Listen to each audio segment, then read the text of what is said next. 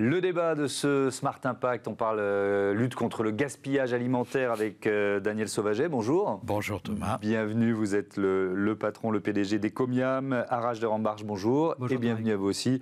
Adjoint au maire de Courbevoie. On commence par une question de présentation d'Ecomiam. Vous l'avez créé il y a 15 ans. 15 ans, avec quelle idée? Avec l'idée de valoriser le savoir-faire de la production agricole française de manière très compétitive pour le consommateur. C'est ça ma démarche initiale. Je suis moi-même fils d'agriculteur et mon obsession c'est ça, c'est de trouver les moyens de vendre et de faire en sorte que les gens mangent français à un bon prix. Oui. Avec quel type de produits? Donc les produits que vous trouvez partout. Nous avons commencé avec une offre plus brute, si vous voulez, des produits à cuisiner. Et puis, au fil du temps, nos clients nous ont demandé des plats à cuisiner, ce qu'on veut tout vite fait. Et donc, pour rester dans cette logique, j'ai trouvé un partenaire qui me cuisine les produits bruts que je commercialisais, que j'allotis en petites barquettes. Je vends ça sous le vocable gamelle gourmande pour que les gens aient le sentiment de pouvoir consommer comme s'ils l'avaient préparé eux-mêmes à la maison. Avec une lutte contre le gaspillage alimentaire que vous avez intégrée assez vite à votre process. Ouais, dès le départ, si vous voulez, la notion RSE, c'est déjà qu'on mange français le plus possible. Les importations sont en train de ruiner notre économie à vitesse grand V. On le voit avec différentes étapes. On a perdu quand même 100 000 exploitations agricoles entre 2010 et 2020, 25 par jour, c'est vous dire quand même.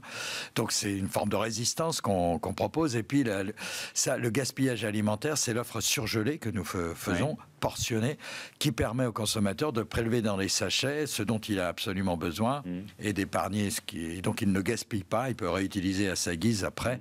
Donc ça, c'est toute cette logique d'éviter tout le superflu. Donc toute notre offre est présentée très simplement dans des sachets très épurés. On présente avec un avantage extraordinaire, c'est que le consommateur voit ce qu'il achète. Il n'y a pas de packaging avec des belles photos et puis des déceptions arrivées à la maison. Là, on voit ce qu'on achète, on est en confiance et on va même jusqu'à afficher le prix auquel nous achetons le produit, la marge que nous prenons sur les produits pour que les choses soient claires et que le consommateur soit en parfaite confiance avec nous. Arash de Rambarche, que fait la ville de Courbevoie? Le gaspillage alimentaire, c'est vraiment un objectif depuis un certain nombre d'années d'ailleurs. Absolument Thomas. D'abord, félicitations à Daniel Sauvaget qui fait honneur vraiment à notre pays sur le plan entrepreneurial. Donc vraiment, un grand honneur d'être à vos côtés, Monsieur Sauvaget. Merci. Et alors moi, en ce qui me concerne, tout d'abord, j'ai d'abord milité en tant qu'élu municipal en 2014 pour qu'une loi sur le gaspillage alimentaire soit votée. On a obtenu cette loi le 3 février 2016. On fête la 9e année. Sur le plan national, c'est plus de 10 millions de repas qui sont sauvés et redistribués pour les associations caritatives, une hausse de plus de 22% pour le don des associations. Mais on continue à jeter, Thomas Huck. Donc il fallait ne pas être simplement dans le rapport de force avec la grande distribution et que cette chaîne alimentaire qui était effectivement déséquilibrée et malade, le rapport de force n'était pas très constructif. Donc du coup, j'ai demandé au maire de Courbevoie, Jacques Ossowski, qu'on puisse créer un laboratoire sur le plan local pour revenir ensuite vers le parlementaire et obtenir gain de cause et avoir des bénéfices concrètement. Alors justement, concrètement, ce laboratoire, qu'est-ce que vous avez mis en place dans la ville? La loi de 2016 impose aux supermarchés de plus de 400 mètres carrés de redonner leurs invendus alimentaires aux associations de leur choix. Nous, à Courbevoie, on a voulu ne pas aller sur un seuil quelconque. Donc tous les commerces sont tous les commerçants ont joué le jeu. Mmh. On est ensuite allé vers la restauration hospitalière, puis la restauration scolaire, puis les commerces de bouche, c'est-à-dire les marchés, les restaurants, les supermarchés, qui sont, on va dire, pas des supermarchés ou des supérettes, mais des supermarchés qui produisent directement. Et puis nous sommes allés vers les EHPAD et les maisons de retraite. Les résultats ont été immédiats. On a sauvé plus de 500 000 repas en 5 ans. On a obtenu le soutien des Nations Unies, de la FAO. Courbevoie est devenue en 5 années une ville Green City. C'est la première fois qu'une ville française obtient ce label. Et l'objectif pour nous, c'est de pouvoir étendre ce projet à toutes les autres communes. Paris-Ouest La Défense l'a fait.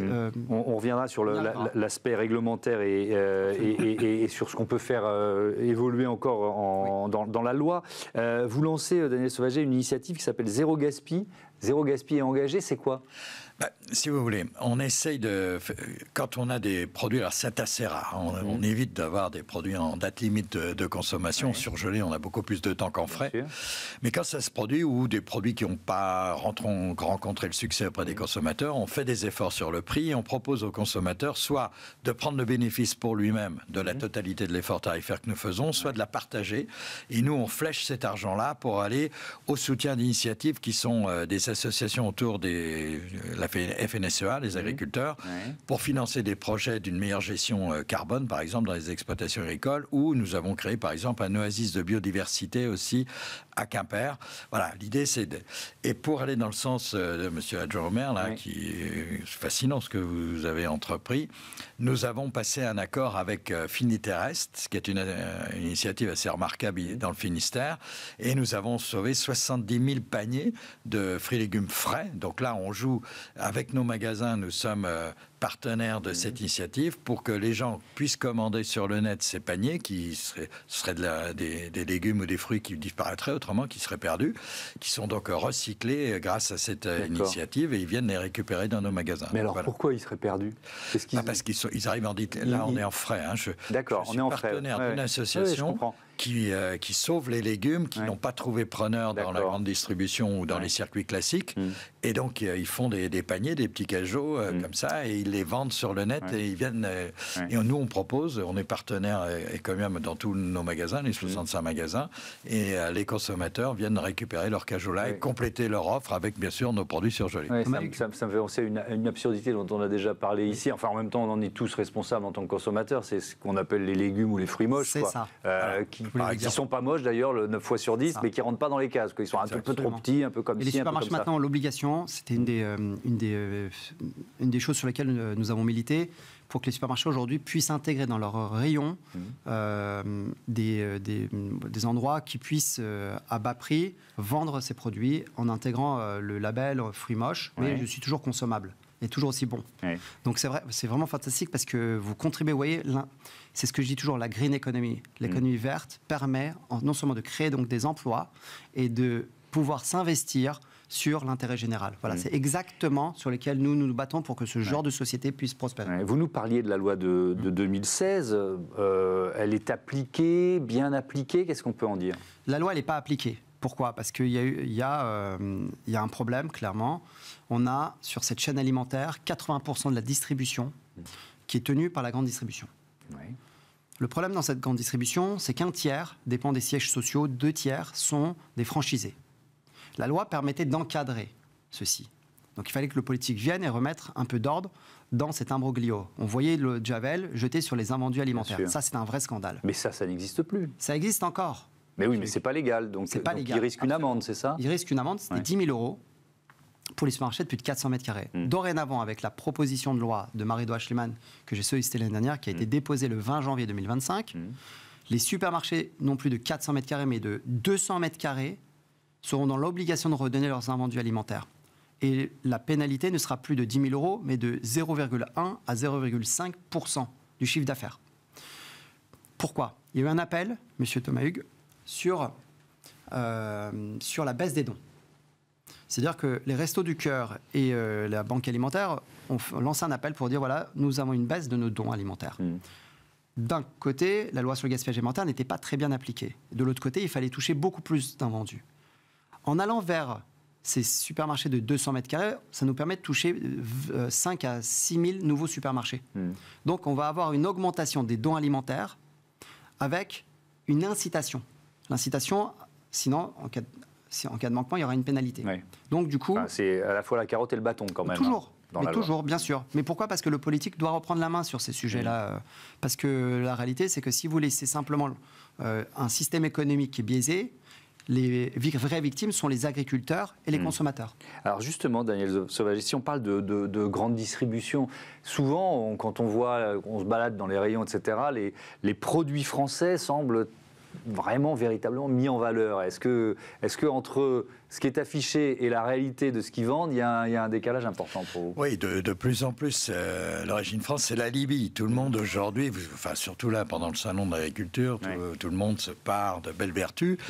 Bon, tout ça, c'est quand on gratte, on voit quand même que l'émergence, notamment des centrales d'achat européennes, favorise l'achat, au contraire, international. Et j'ai rencontré, je suis sur le salon en ce moment, je m'y promène, je côtoie des collègues PME, industriels, l'agroalimentaire, qui me disent, pour nous, c'est dramatique parce qu'on n'a pas la capacité de pouvoir négocier au niveau des centrales européennes. Nos entreprises ne sont pas structurées pour répondre à ce type d'appel d'offres en termes de volume, en termes d'exigences logistiques. Et donc, ils s'écartent. Et le gâteau qui était accessible aux PME françaises se réduit petit à petit au profit des trucs. Donc, et plus ça se passe comme ça, plus on affiche des belles initiatives vertueuses. Plus vous trouvez là une célèbre animatrice de télévision qui lance une initiative au soutien du monde agricole, ce qui est très bien, attention, je ne veux surtout pas dénigrer sa démarche. Et comme par hasard, vous voyez tous les grands patrons de la distribution qui viennent dire on soutient. Si à côté de ça, on est sur des centrales d'achat européennes qui empêchent les PME de grandir. Ils vont d'autant plus le dire qu'en parallèle, ils achètent de plus en plus à l'étranger. Vous êtes dans un objectif aussi de rémunération juste des agriculteurs. Ça veut dire quoi? Ça veut dire que vous avez les partenariats avec un certain nombre de fermes que vous avez choisies? Avec tous nos fournisseurs, nous avons un cahier des charges bien strict qui définit les modalités. Je prends un exemple. Alors, c'est pas le cas actuellement. Le porc se porte bien, ils se vont très bien, mais il y a des époques où c'est particulièrement douloureux.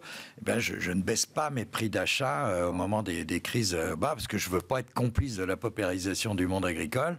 Donc, on a défini des règles du jeu, des temps longs sur les accords de prix, et surtout la particularité chez Comium, comme j'affiche mes prix d'achat, je m'interdis d'aller demander des ristournes arrière ou des budgets sur des opérations, parce que ça dénature complètement le commerce. C'est-à-dire, on impose un prix aux producteurs, on impose un prix aux consommateurs, et entre les deux, il y a une nébuleuse avec un rapport de force qui est de plus en plus du côté de la distribution, et donc des industriels qui mettent la pression sur leur amont pour avoir les moyens de répondre aux exigences de la distribution. Tiens, il nous reste une minute, une petite question de curieux sur les marchés de Courbevoie, parce que là, c'est pas des commerçants locaux, ils viennent d'un peu partout. Vous leur faites signer une charte? Comment Oui, ça se absolument. La charte a été signée par tous les commerçants. C'est une délégation de service public. Donc, on a 3 marchés à Courbevoie, Bécon, Centre et au Faubourg de l'Arche, parce qu'on a la moitié du quartier d'affaires de la Défense chez nous. C'est très difficile à mettre en place, mais c'est une volonté politique, je le répète, et je l'envoie le message à tous mes collègues élus. C'est une volonté politique, ça coûte 0 € pour le contribuable. Et l'objectif, c'est de faire émerger aussi des nouvelles structures de la green economy, comme cette belle société qu'on a. On a également d'autres comme Fullsoon, comme Phoenix, par exemple, ou Linky. Les startups françaises et les entreprises françaises ont un sens de l'intérêt général, et c'est pour ça que je dis à M. Sauvaget vraiment tout mon respect. Merci beaucoup à tous les deux et à bientôt sur Bismart for Change. On passe tout de suite à notre rubrique Prêt pour l'impact.